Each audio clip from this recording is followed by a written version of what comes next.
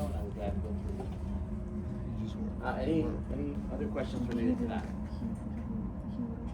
All right, please note, discussion 4 will open today. Actually, open today at 8 a.m. And it will close on Friday at 11:59 p.m. So discussion 4 is open. Please make sure you guys complete that before the Friday deadline at 11:59 p.m. And that discussion will cover chapters 16, 17, and 18. And 16, 17, and 18. It's real simple. This one is just 2 questions that you have to come up with, and then you answer one of your peers' 2 questions. So please make sure you double check your answers before posting. And make sure you get it done. Any questions on that? Next thing, Wednesday we have quiz 4. Quiz 4 is our last quiz. Please make sure you guys bring your Scantrons. We're going to finish off on that same Scantron. That quiz will cover 16, 17, and 18. So quiz 4 on Wednesday will cover chapters 16, 17, and 18. Please be ready for that on Wednesday. Any questions on any of those things? Alright, so as far as our last 2 labs, then today we have our urinalysis lab, which we swapped from last week. Last week we did the digestive system instead of urinalysis, so we'll do that today. And then on Wednesday we have a very quick reproductive system lab that is on Connect.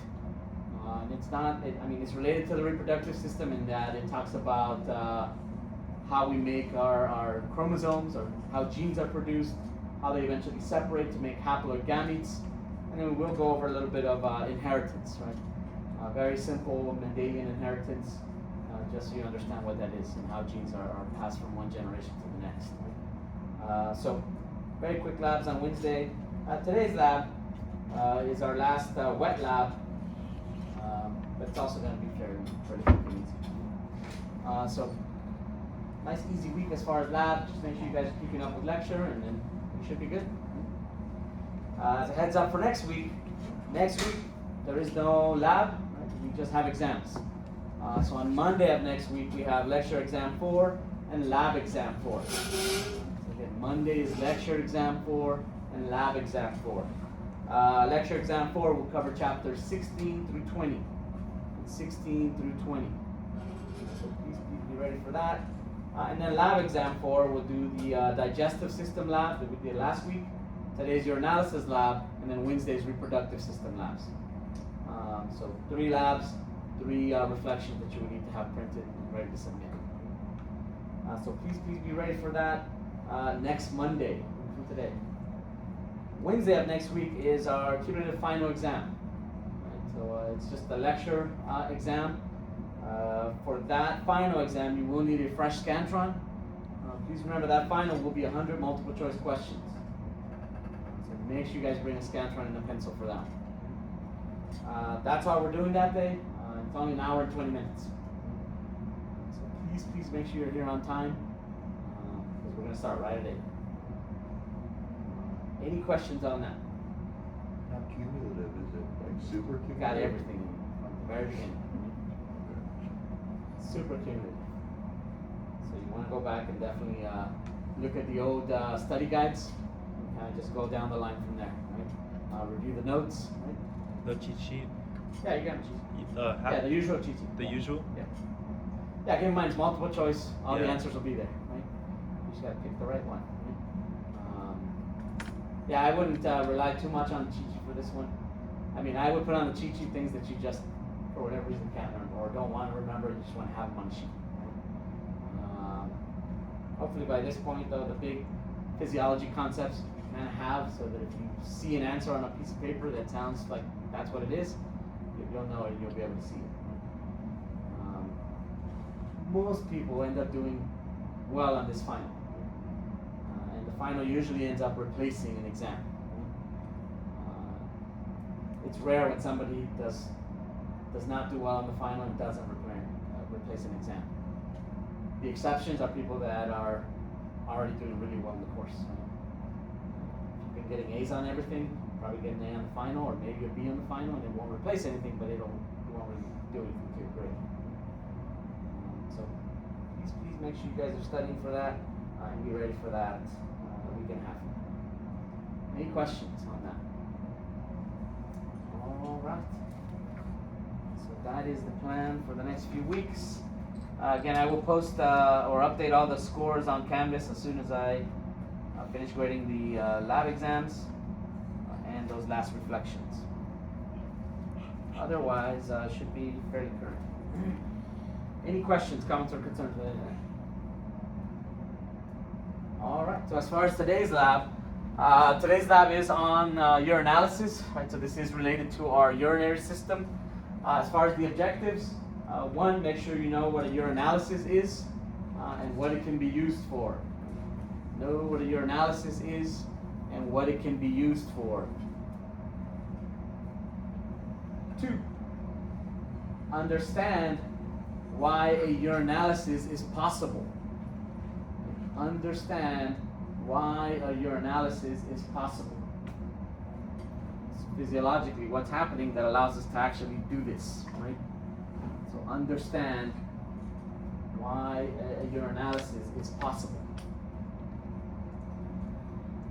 And then 3, be able to interpret the results of our urinalysis tests for our 4 case studies. Be able to interpret the results of the urinalysis for our 4 case studies. So as we run all these tests, make sure you understand what they mean, what they're telling you. So please consider those objectives as you go through the lab.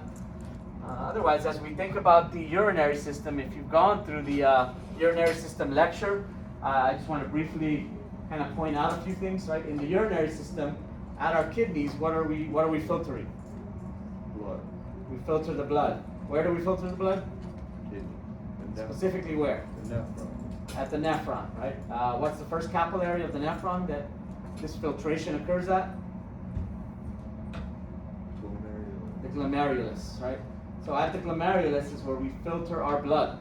Right? The glomerulus is like the first part of the nephron. Right? The nephron is the functioning unit of the kidney. Right? At that glomerulus, we filter everything out of our blood except formed elements and large plasma proteins.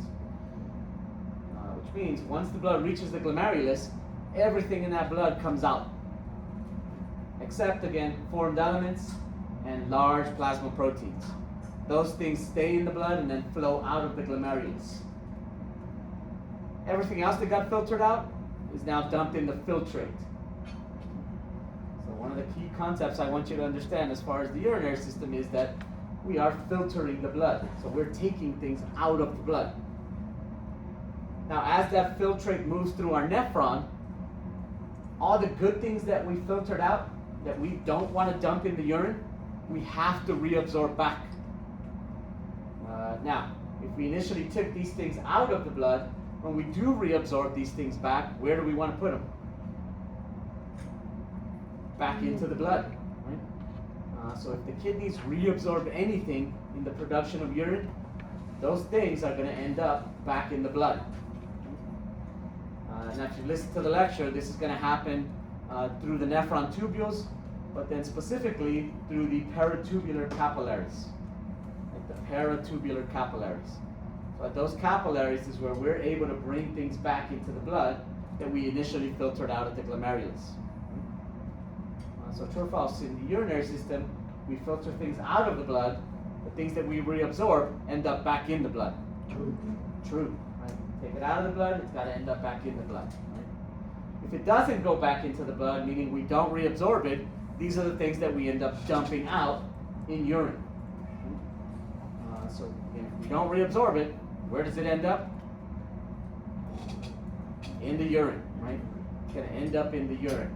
And this is kind of the basis of a urinalysis, right? Now, what kind of things do we not reabsorb back? Things that are wastes, which can mean simply that it exists in abundance within our blood. For example, hormones, vitamins, minerals. Those things are in abundance usually, so we get rid of them. We don't need them. Water, if you drink a lot of water, you end up dumping a bunch of that out, right? Besides these things that are in excess, of course, we do have metabolic wastes that we get rid of. Right? Mainly urea, a little bit of ammonia, right? A few other metabolic products get dumped out, but urea is the main one. Right? So those are the waste things that get dumped out. So again, anything that is a waste or that is in excess is usually going to end up showing up in the urine. Right? And that's going to be our basis of a urinalysis. Right? Because now we can take a urine sample, which to get a urine sample, is it invasive or not really? In some cases they do have to go in there with a needle, but for the most part, a person can just go in a cup, right? And there's the urine sample. And now you analyze it to see what's there. Right? So once you start analyzing the urine, you're going to be looking for all kinds of things. Things that are normal to find in the urine, but sometimes you see things that are abnormal. And when you encounter those abnormal things, this is where you can start making a case as to what may or may not be happening with that patient. We're going to see some classic examples today. But I'm going to mention one now that many of you will probably be familiar with.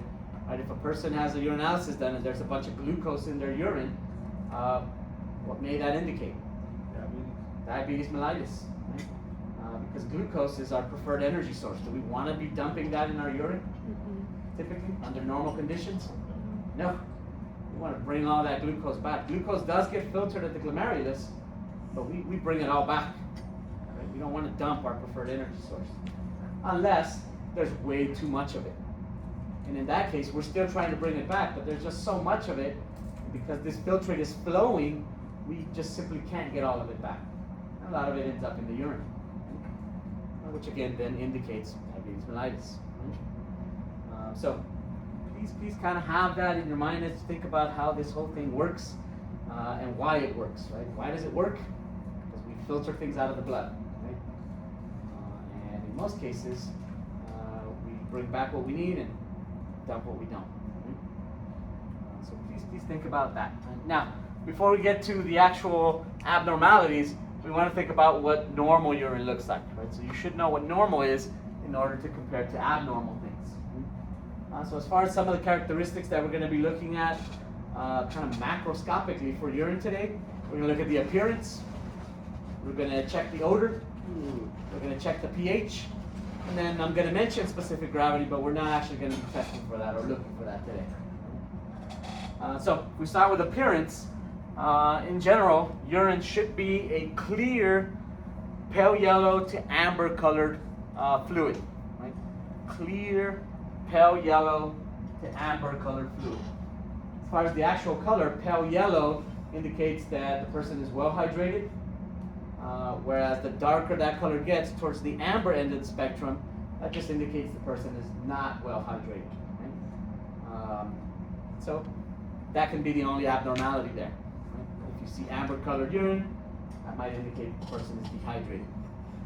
But otherwise, it should be clear. Right?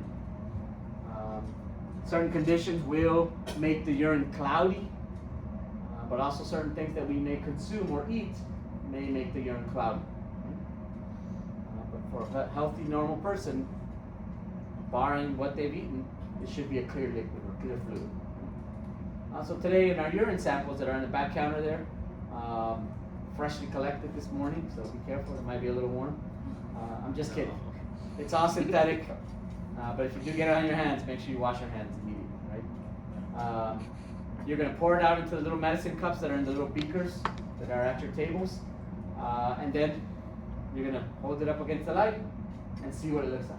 Right? So again, notice if it's clear versus not clear, and then what actual color the urine sample is. From there, we're going to look at or focus on odor. Right? Odor, the odor of urine. In some cases, again, can indicate certain conditions.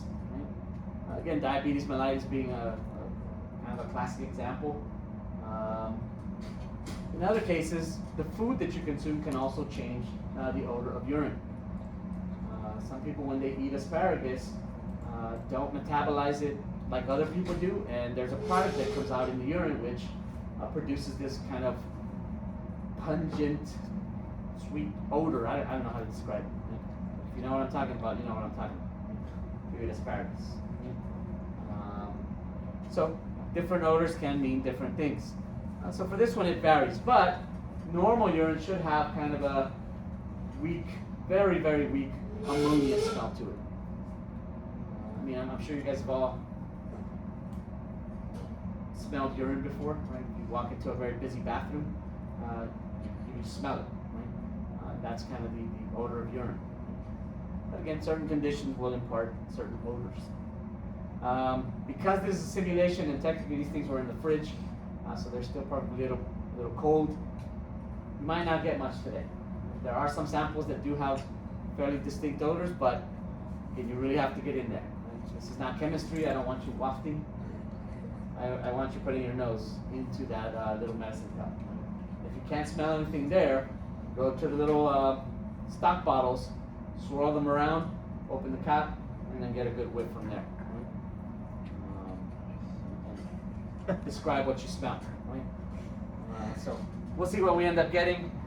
Get different classes end up smelling different things. So we'll see what we get here. From there, we're going to look at the pH of urine. Normal urine can have a pH of anywhere from 4.5 to 8.0, where typically it's around 6.0. So if you consider 6.0, is that technically acidic, neutral, or basic? It's slightly acidic. Typically urine will be slightly acidic. So please note that. Again, certain conditions can change the pH of urine. The classic example for this one would be a UTI.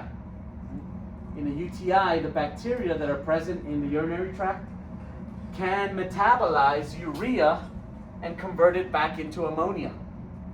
As they metabolize that urea and convert it back into ammonia, ammonia is very basic. So this ends up changing the pH of that urine towards the more basic end. In most cases above 8.0, which would then be abnormal. Right? So for our pH today, we're just going to use pH paper. So again, in the beaker that is on your table there, you should have 4 strips of pH paper. If you need more, please come and see me. I have more here.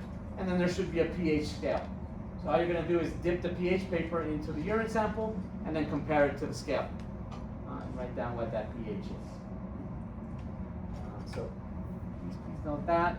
Finally, the last thing that we can typically observe during a urinalysis is the specific gravity of urine.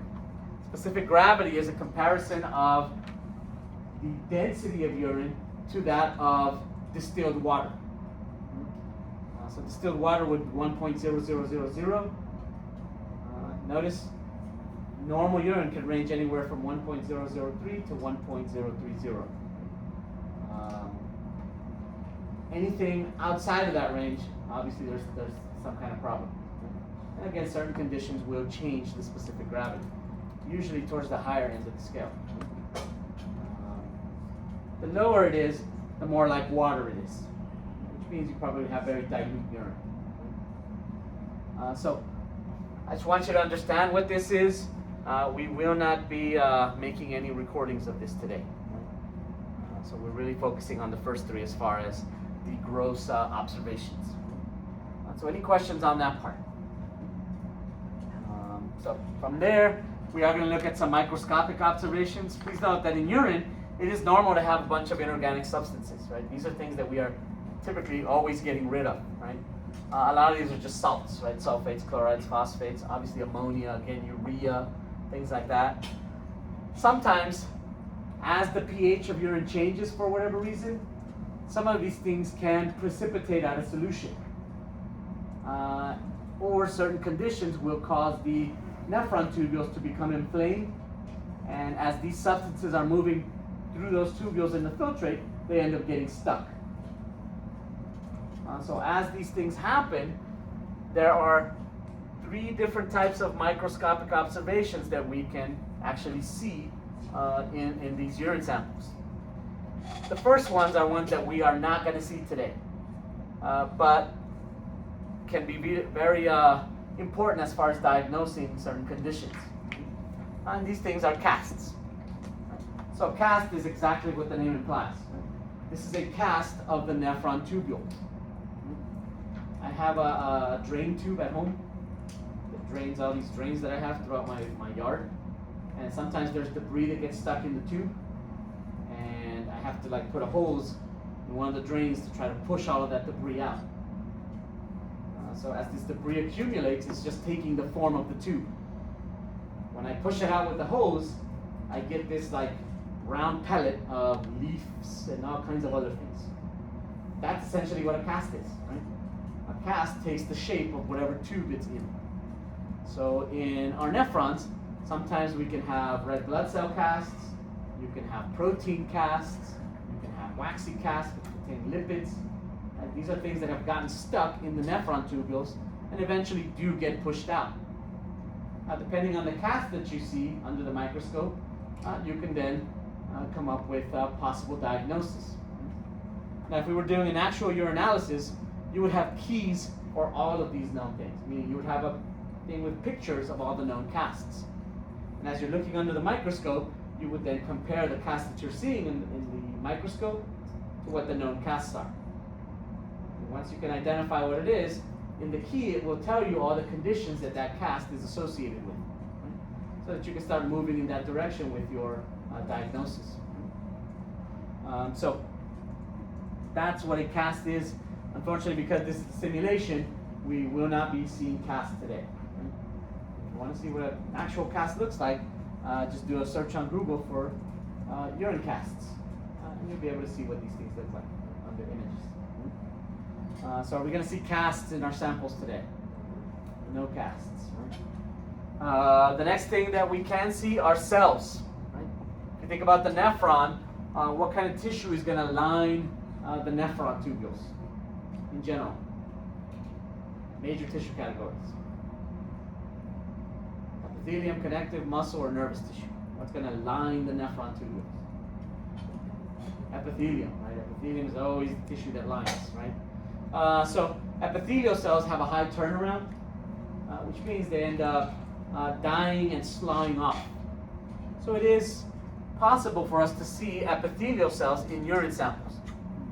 Depending on the numbers that are there, that wouldn't be abnormal, right? There's always a turnover for epithelium, right? But there are certain cells that indicate abnormalities. And for us, the two main ones will be leukocytes and erythrocytes. Right? Leukocytes and erythrocytes are not typically found in urine samples. Considering leukocytes first, if you do see leukocytes in urine samples, most likely what may that indicate? An infection, right? If there are leukocytes there, there might be an infection in the urinary tract somewhere. And as the filtrate is being moved through, it will move some of these cells along with it. In our simulation today, we may see some leukocytes. Now, they're not going to be actual leukocytes. Again, this is a simulation. So for this company, when they make their synthetic urine, for leukocytes, they end up using these perfectly round, kind of greenish blue circles. So if you see these perfect, round, greenish circles, those are leukocytes, right? So that would be positive for leukocytes in your sample, right? And based on what we just said, you can then start thinking some type of an infection. The other cells that are going to be possibly seen today are going to be erythrocytes. Now, think back to what I said at the beginning here when we talked about where we filter things. Are erythrocytes typically going to be filtered through the glomerulus? No, right? They're too big. They shouldn't be able to get through.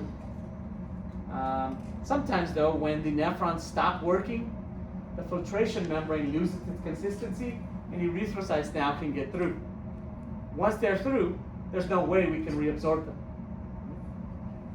So, under normal conditions, we should not be seeing erythrocytes in the urine. The only exception is if that individual has done something where they were exerting themselves for a very, very long time. Like they were in the marathon the day before, or they were in a boxing match for 12 rounds the day before, right? Think about those instances.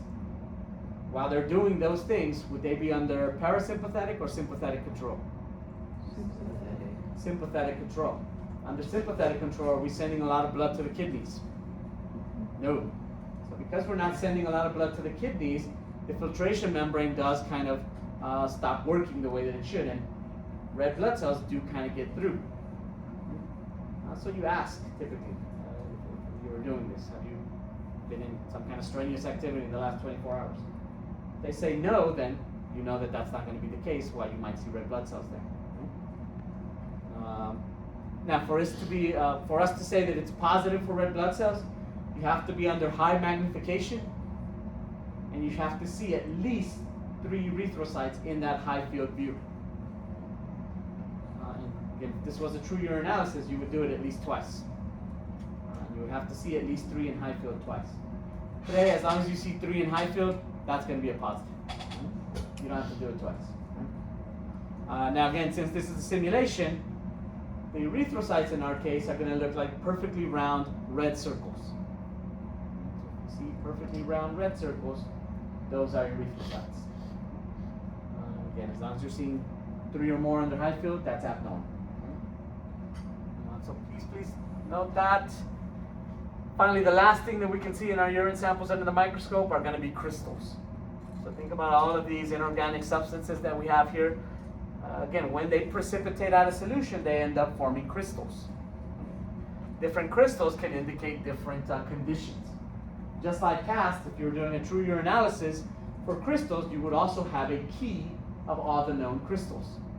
And you would be comparing your sample to that key. Once you find the right crystal, it again tells you all the things that that crystal is associated with.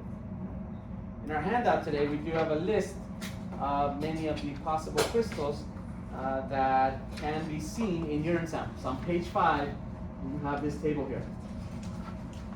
Notice in the first column it has acidic or basic.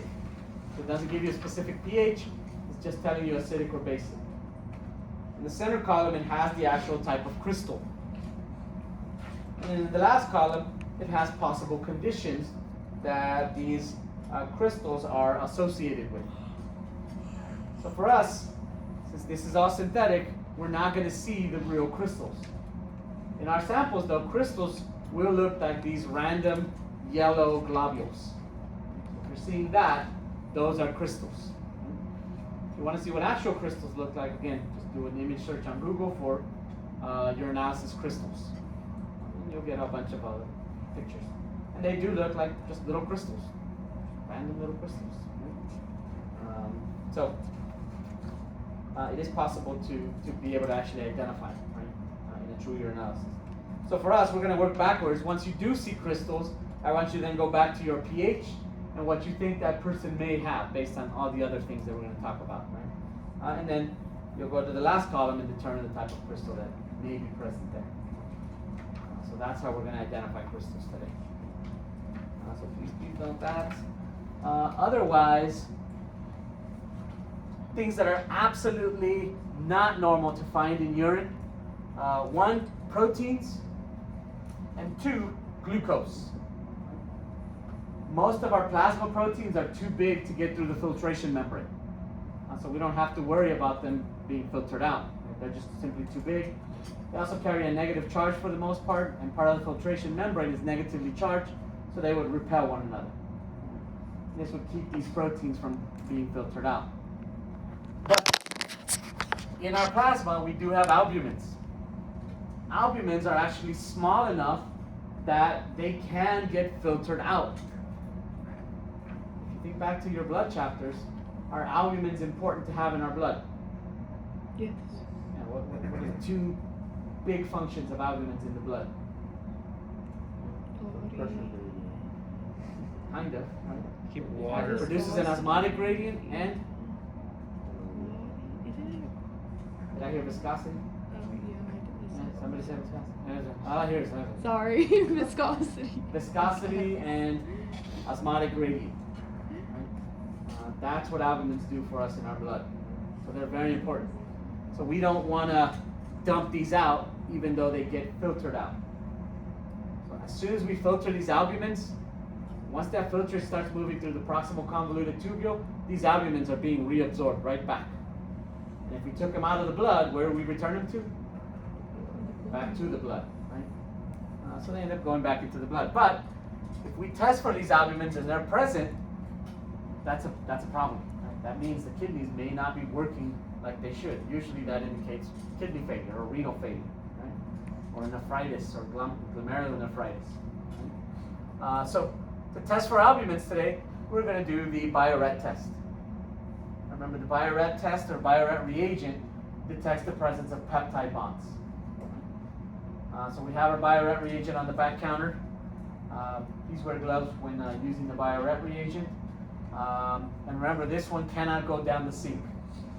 So we do have a waste container in the fume hood for Biuret's reagent.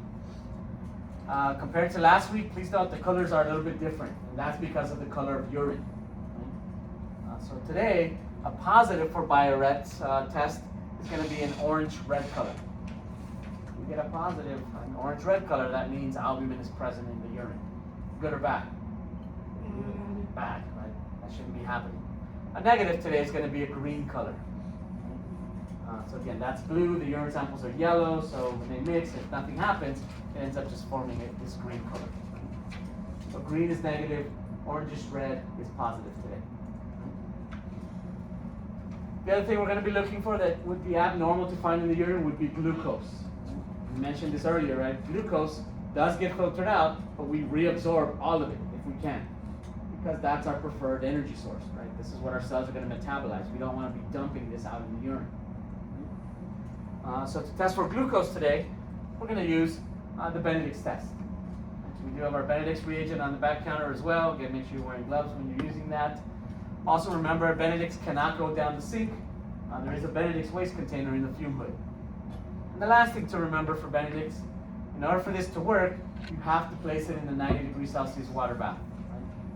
Right? In your handout, on page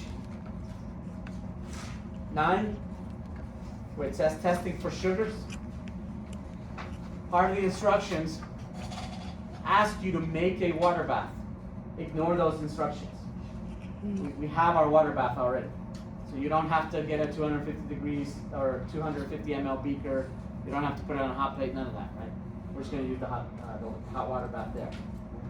So ignore those instructions to make a water bath there. Otherwise, add your Benedict's reagent, place it in the 90 degrees Celsius water bath for 5 minutes, take it out, and then read the results. This one will be the same as last time. Right, a positive is going to be orange, a negative is going to be blue. And then we'll see what we end up getting. So any questions on those two things that are definitely abnormal to find in urine? Yeah? You said all units should get filtered out, but... They do get filtered, but we reabsorb them right away. Right? Otherwise, you would lose blood viscosity, and you would lose that osmotic gradient that You exists. reabsorb them to a different area. Say it again? Reabsorb them to a different area? You reabsorb them back into the blood, but you reabsorb them at the paratubular capillaries. Okay, if they're in the urine. So if they're in the urine, that means you didn't reabsorb them back. Right? Okay. They just went through the entire nephron without getting reabsorbed. Right? Okay. If they do get reabsorbed back, once they get reabsorbed by the cells of the nephron tubules, those cells then move them back into the blood via the paratubular capillaries. Those are the capillaries that surround the nephron tubules. Right? Yeah.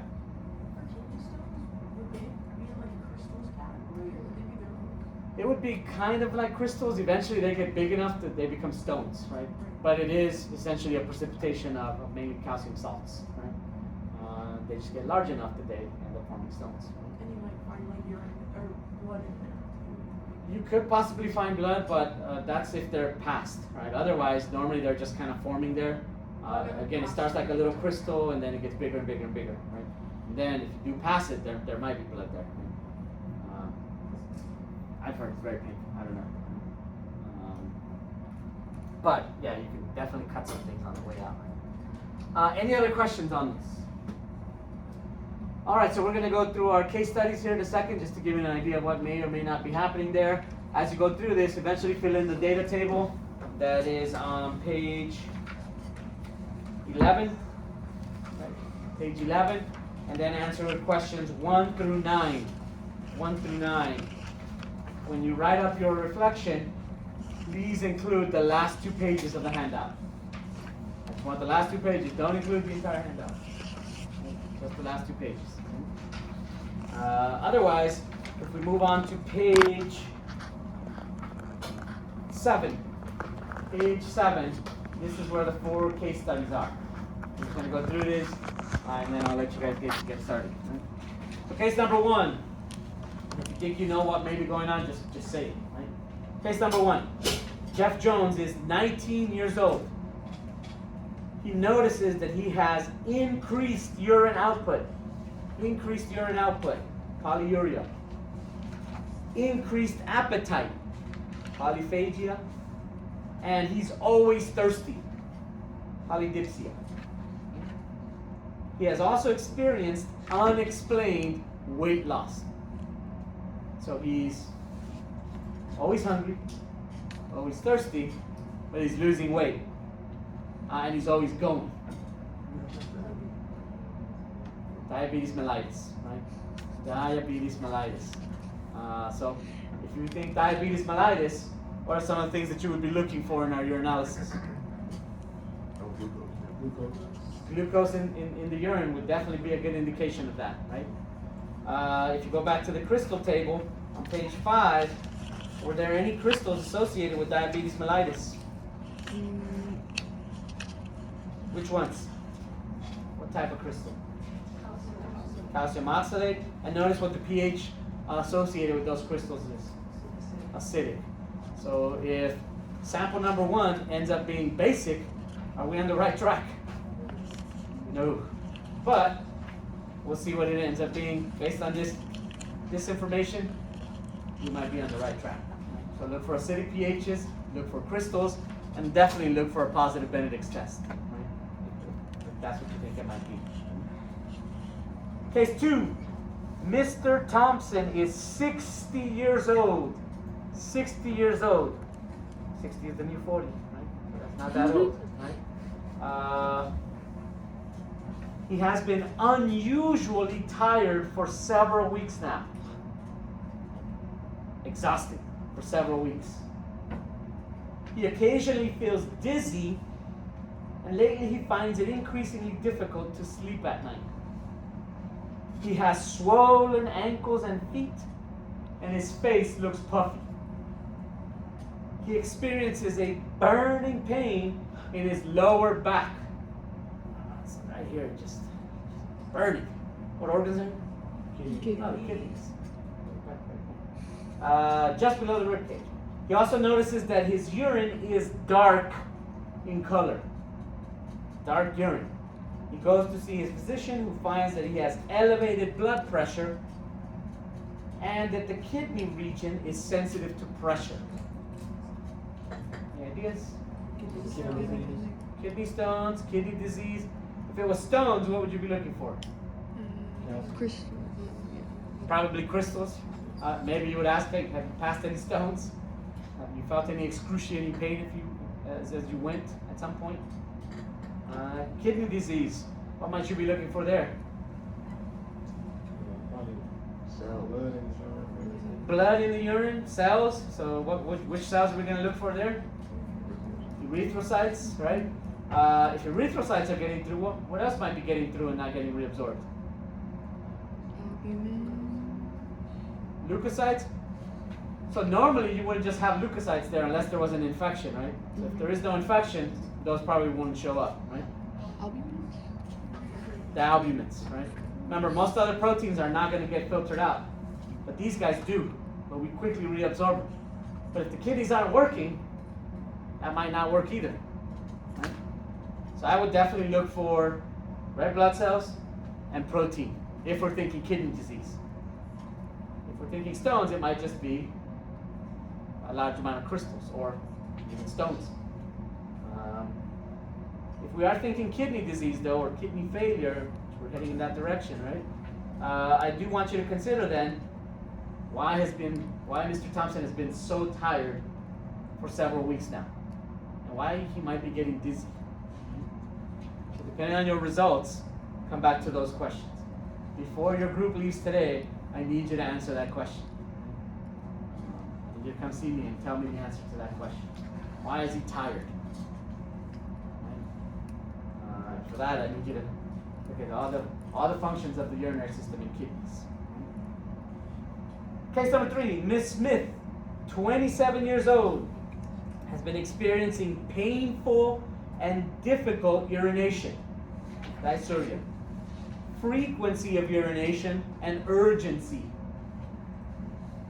Her urine has a milky color. She also has fever and malaise. Fever and malaise, which is evidence of infection. I kind of give you the answer there.